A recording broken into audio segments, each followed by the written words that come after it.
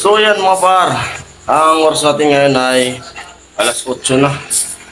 At nag-message naman ako kay Kuya Noli na kako, hindi ko alam kung makapasok ako dyan o maliit lang ako.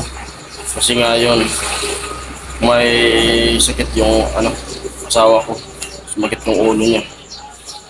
Hindi ko lang alam, di ko sure kung makasunod nga. Sabi niya sa akin, okay lang daw. At ayan, punta muna ako dun sa sentro ng Salmon para mamili para dito sa tindahan. At bibili muna ako ng bigas dito sa bahay kasi wala na kaming bigas. Update na lang ako kung makapunta ako dun. Dugtong ko na lang itong vlog na to kung makapunta ako dun ngayong araw. Ayan. Yun nga, sarado yung grocery na binibilan ko ng mga paninda. Bali, bumili muna ako ng pang-ulam namin, tilapia, tsaka gulay na kamuti, tsaka okra. At bigay ko na to sa asawa kasi gising na. Medyo okay na yung pagkaramdam niya. Bibili muna ako ng bigas kasi wala na po kaming bigas. At mamaya pagkabili ko ng bigas, balik ako dun sa tindahan, baka bukas na. Kasi sarado pa, gawa nung may sayawan pala dun kanina. Ay kagabi, may sayawan kasi pista nga ng San Juan. Yun. Dami sigurong tao. Kaya siguro madaling araw sila nagsarado. Kaya ngayon sarado pa sila. Puyat siguro yung mga nagtinda. Okay. Sarado. Makulog papaya mo? Ha? Ha? Sakit ng ulo. Hindi talaga ako makakapasok nito. Okay lang. Hindi tayo makakapasok. So, nakabili na ako ng bigas. Kalahating sako. 25 kilos. 1.3 first class. Dito. Para laging may bigas. Ubos na kasi yung bigas namin. Yan, biyahe na ulit. Yan, di talaga ako makakapasok ngayon.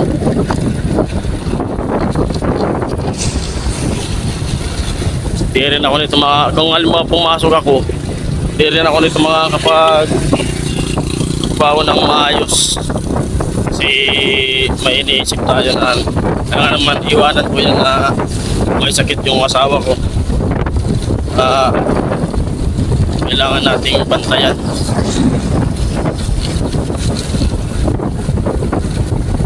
Hirap gumalaw kapag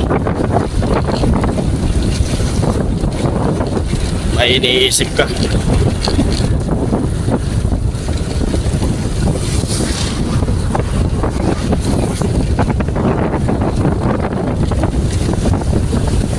Yan, mainit na kagad. Alas 10 na.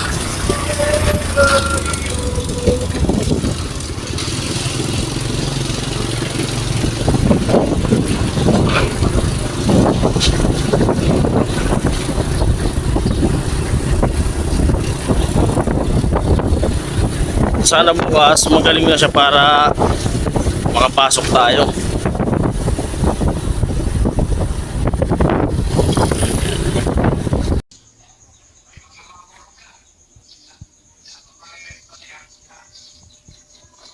Naka-ready na yung lulutuin ko para makabangon yung asawa ko. Luto natin siya ng sabaw na isda, tsaka kamuting kahoy. Ayan, talbos ng kamuti, tsaka lagyan natin ng okra. Paborito niya yan. Bibili pa ako ng kalamansi tsaka kamatis para mas masarap. Ayan. Yan lang muna yung vlog natin ngayon.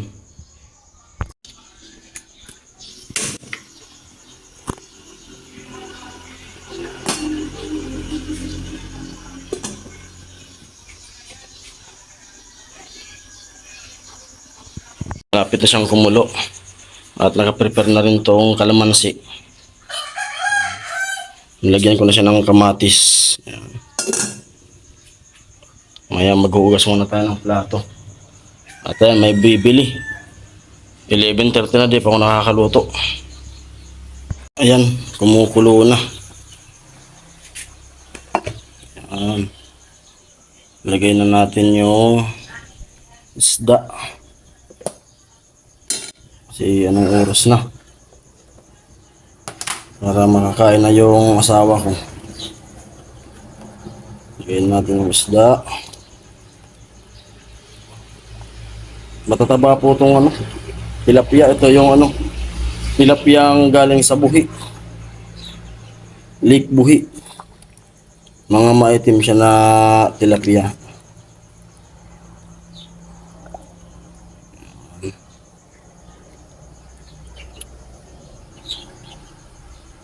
Mamaya lalagay ko na yung sahog na ano, gulay, okra tsaka talbos ng kamuti.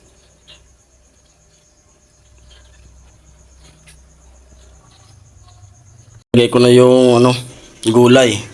Ito yung okra. Daming gulay. Mas maraming gulay, mas masarap. Kasi paborito ng asawa ko, gulay talaga. Itong mangyayari nito, pipiliin niya itong mga gulay na to, ubos to. Kaya dinamihan ko. Mura lang, 10 piso. Dami pa. Para malakas yung kain niya, para pagkakain niya, painumin ko ng gamot, tulog ulit siya.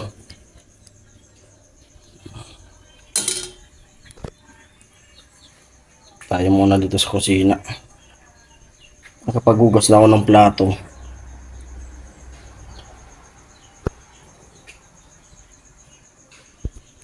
Sinaing. Ay, okay na rin yung sinaing. Goods na. Kakain na lang. Bili ko 25 kilos. Mahal? 1.3 na. Kalahating kilo. Kalahating sako. Kasi yung isang sako 50 kilos. Yan, kalahating sako 25 kilos. Malapit lang kumulo. Maluto.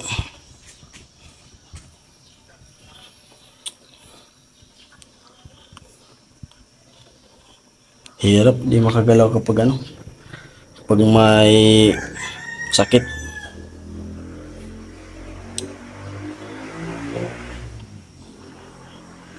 Magti-12 na, di pa ako nakakaluto. Maya maya kasi may magtatawag dun sa tindahan, may bibili. Ayan na. Mapaw na. Ayan.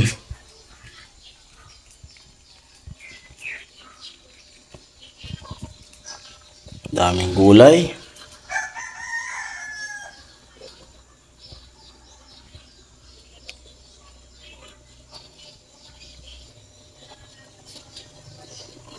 Sili.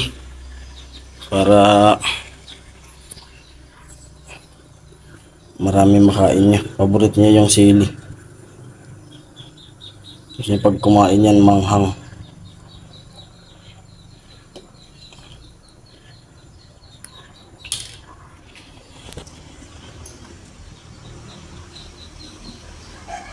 Maya maya luto na yung okra na yan. Mga gulay.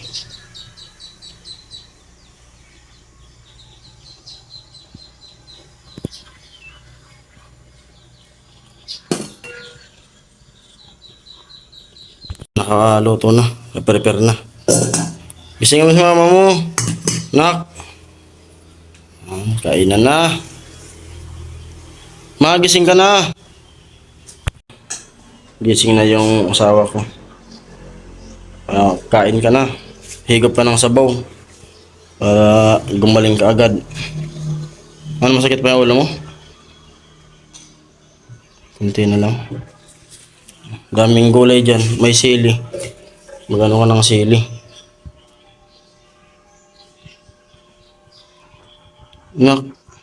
Ba't natulog ka ulit? Kaya na kaya.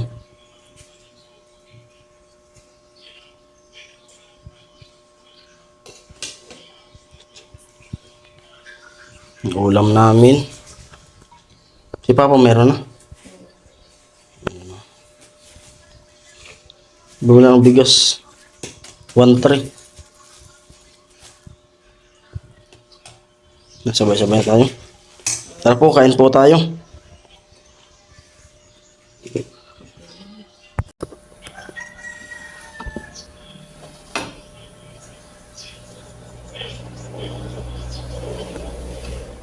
Papa, malalaglag yan Papa agad. Pinay na magmumuhi kami yung cellphone ko. O tapos nalaglag. Nabasa. Kain na, kain na.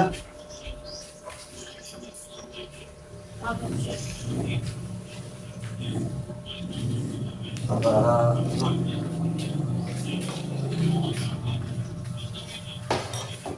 Kain po tayo. May ano? Maraming na luma. Gabi.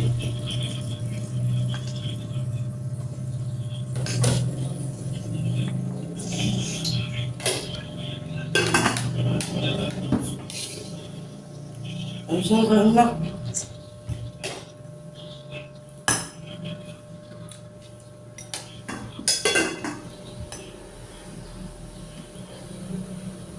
Hirap lang magkamay.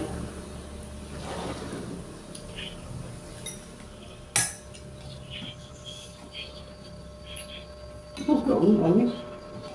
Ang kain. Nawala yung sakit.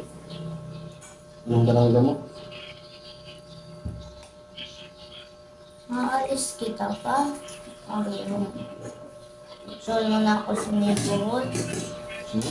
Tingnan ako sinibot. Tapos, ayaw papacheck up sinibot. Mga dito kay mama. Papacheck up na. Gusto ko siyang pacheck up. Mama, pacheck up. Sabihin mo sa mama mo. Mama, pacheck up.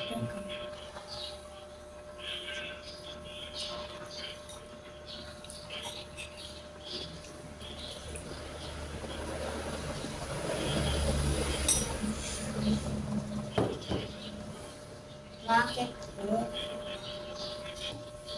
Ano ka dito sa kanya?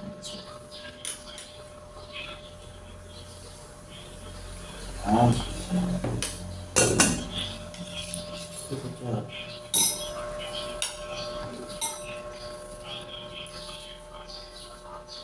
Bakit din mo lang yan, ah?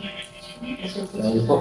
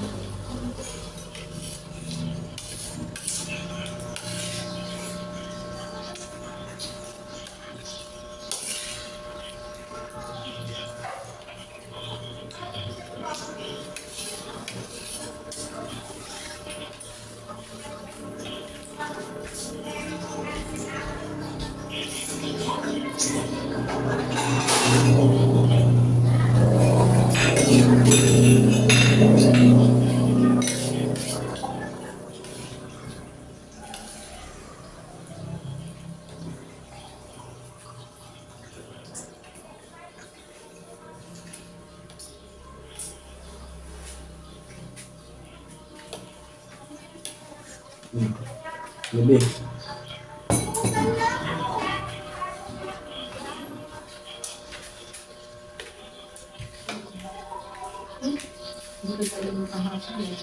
At ayun po, yun nga, hindi ako nakapasok ngayon kasi nga yun, sumasakit yung ulo ng asawa ko.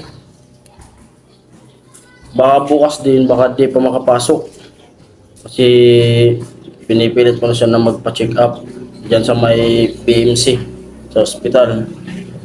Kasi inaalala ko baka ano na yan, sintomas ng sinus niya o kaya yung tinga niya.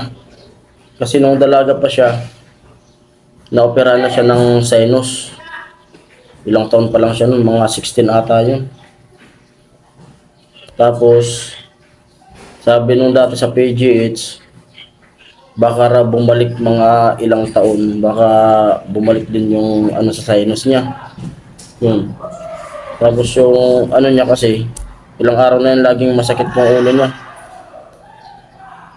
Sumasakit-sakit.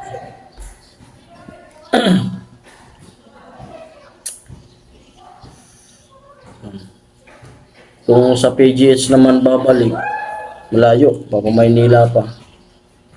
Tapos yung pang-amoy niya pati, medyo naapektuhan na. Kaya di natin alam kung epekto ng sinus yung pagsakit ng ulo niya o kaya yung sa tinga. Yung sa tinga naman, butas yung eardrum. Napasukan ng tubig.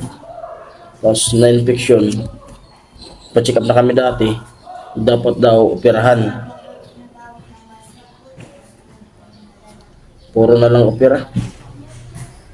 Panganak ng anak namin, cesarean. Yung dalaga pa siya, na-opera yung sinus. Sabi ko sa kanya, dapat pa-check up na para malaman kung ano talaga. Bali natin, hindi natin alam kung sintomas na nga. Try namin pa-check up para malaman kung ano talaga yung ano niyan. Kasi masakit-sakit ng ulo. Sabi.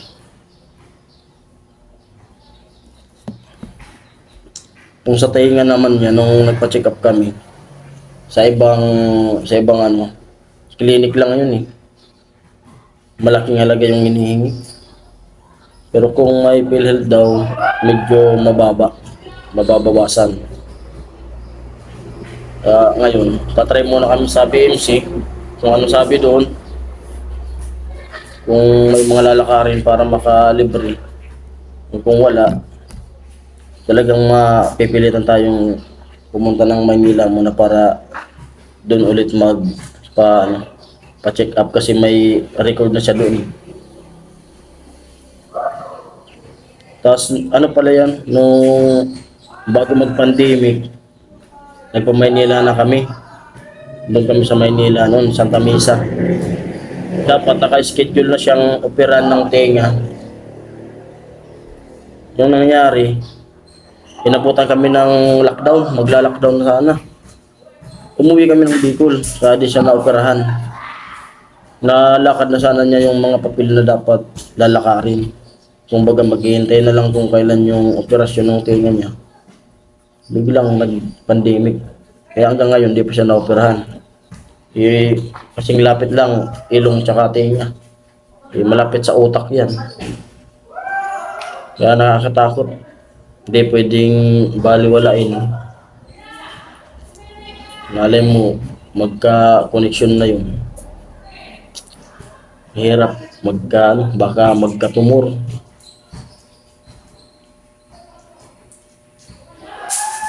Baka pag kung ano sabi ko sa check up, kung matuloy kami bukas, pansamantala sigurong mawawala ako sa team. Hindi muna ako makakatulong. Pero papaalam naman ako ng maayos kay Kuya Noli. Kasi nakwento ko na yan sa kanya eh. Nakwento ko na yan.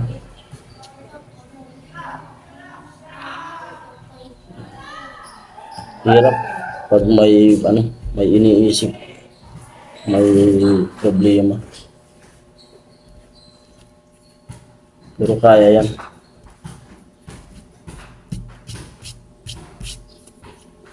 At ayun lang po, update ko lang po kung baka yung mga viewers maghanap na magtanong kung ba't di ako tumutulong. Yun lang po yung rason ko. Yung dahilan kung bakit ano, hindi ako nakakatulong. Kasi di ko pwedeng baliwalain yan. Kailangan agapan ka agad para kung halimbawa di pa gaano malala, maresolbahan ka agad. Ayun lang po. At ay nako, hindi ako magsalita ng maayos.